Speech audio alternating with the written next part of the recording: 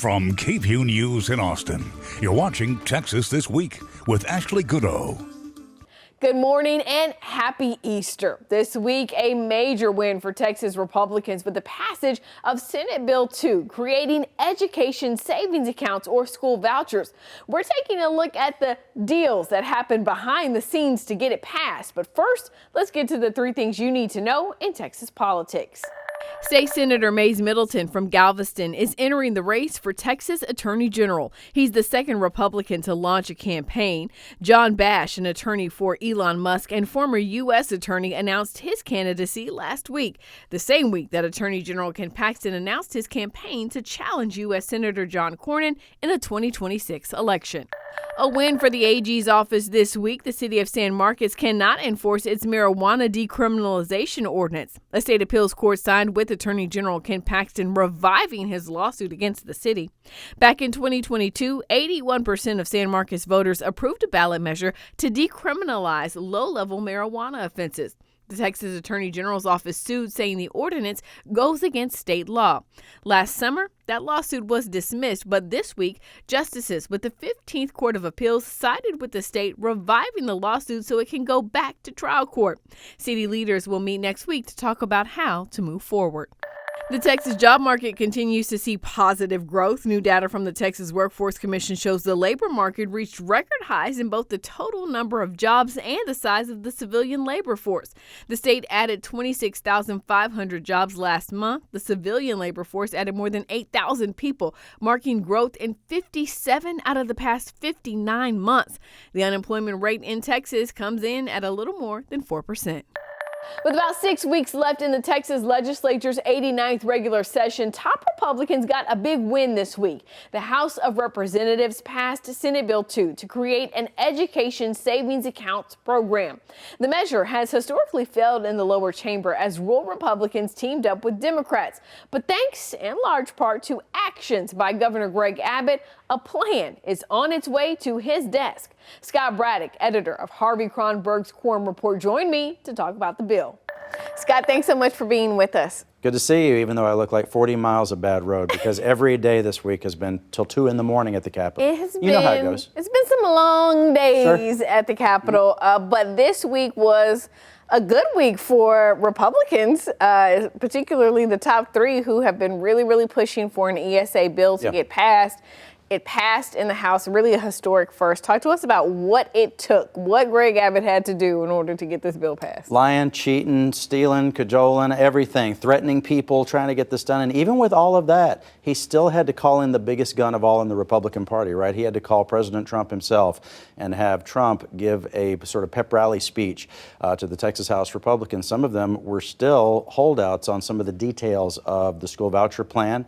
I think heading into this week, it was pretty clear that it was going to pass, but there were still some who agreed with some Democrats who said this should still go to a statewide vote of the people. You saw the reporting on that. But I think as soon as Trump made that call, and the way this played out, it was interesting. I had my sources inside the Republican caucus meeting. That's one of those private meetings, but we hear everything at quorumreport.com.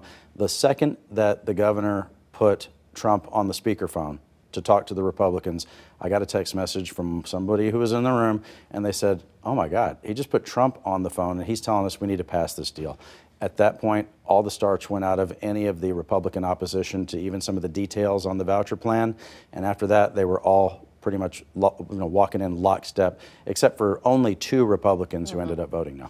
So I want to take a step back and I want to talk about what it even took to get to this point, because the reality is last session, the ESA plan failed time after time after time in the House.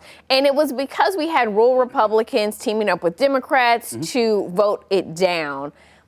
Those Republicans, majority of them are no longer in the House of Representatives. Yeah, there was a brutal primary campaign last year, and this is what I mean by lying. The governor, and we talked about it before, he was just telling voters something that was completely untrue about those Republicans. And he didn't even talk to them about school choice or ESAs. Instead, the governor's message during the primary was that those Republicans were not strong enough on border security, which was just, again, demonstrably untrue. Those were all Republicans who even voted for Senate Bill 4, which is the law that allows for local cops to round people up and march them back to Mexico if they're suspected of being undocumented in the country. But the governor was really doing that because those Republicans had displeased him and had disagreed with him about school vouchers. So he really worked to change the composition of the Republican caucus and make them, again, walk in lockstep with him on this.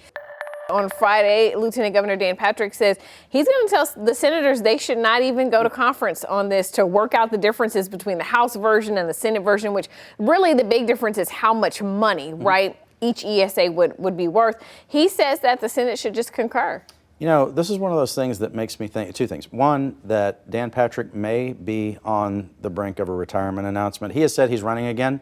This is part of my speculation that they can always change their minds, right?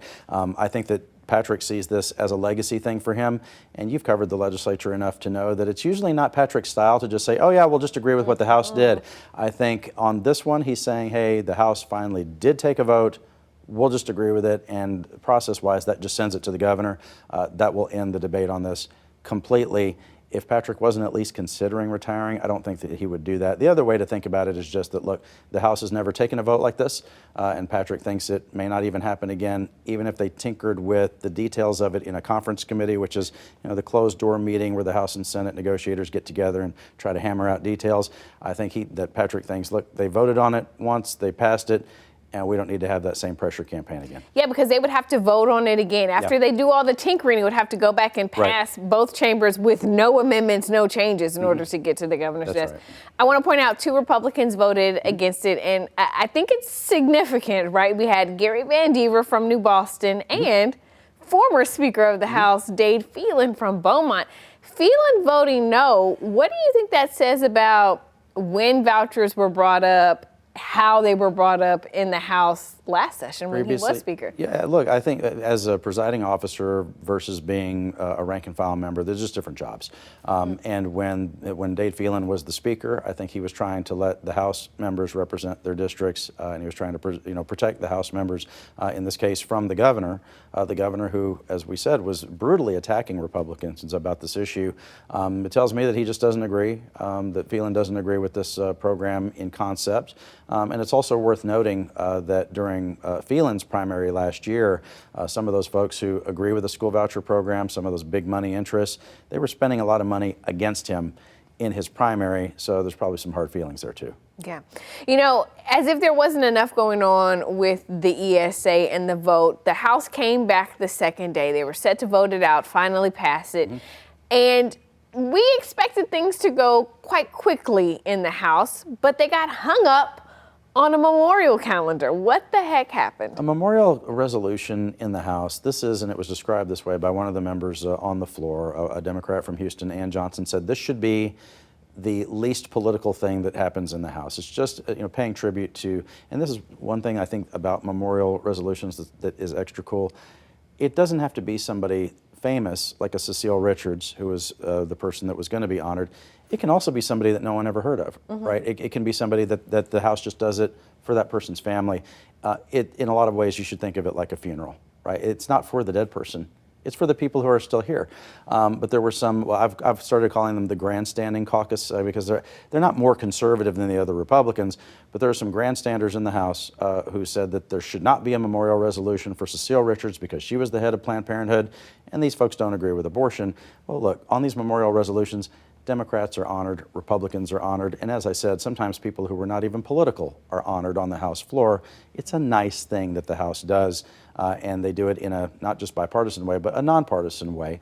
But that memorial resolution was swept aside. It didn't happen. Also, some legislation was at least delayed because of this. Because I won't get into all the the nitty-gritty of it, the details, but there was a real throwdown about this, right? With some of these quote pro-life men shouting down the women in the House and saying that Richard shouldn't be honored. It was pretty disgusting. For 3 hours. They spent 3 hours on something that normally, I mean, no one even talks about what's on the congratulatory and memorial calendar before they finally just pulled the whole calendar down. Yeah, this should be something that is just done out of respect for the families of the people who were lost. In this case, it's somebody who fought for abortion rights. But the House has also honored people on the exact other side of that same issue. Right. And no Democrats ever made an issue about that.